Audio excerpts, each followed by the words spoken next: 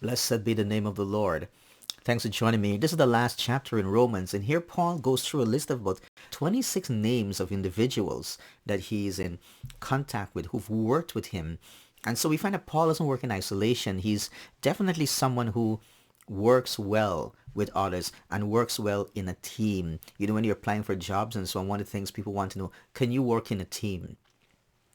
It takes a certain degree of skill and interpersonal relationship skills and so on when for you to work in a team. And so we see that here, and the church is one of the greatest places to develop social skills and interpersonal skills and so on. So he goes down this. He says, I commend to your sister Phoebe, a servant of the church at Centuria, that you may welcome her in the Lord in a way worthy of the saints. Welcome the sister and help her in whatever she may need from you. Just help her. For she has been a patron of many and of myself as well. So this sister Phoebe was wonderful, sister precious. And I love he also the number of women who were involved here, a number of women who were involved working together with Paul.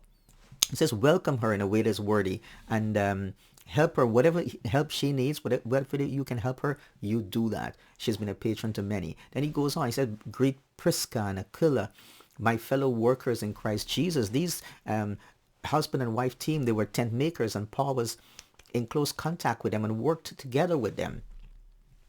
He said they risked their lives, their necks for my life. They risked their necks. They put their life at risk for me. I mean, this was the degree to their love for believers and for Paul. And he says, to whom not only I give thanks, but all the churches of the Gentiles gave thanks as well.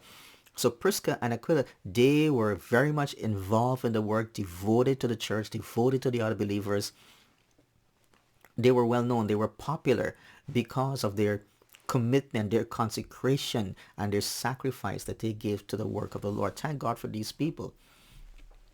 He goes on, greet also the church in their house. So this tells us that in those days, we weren't gathering, the churches weren't gathering in buildings. They weren't gathering in a temple either.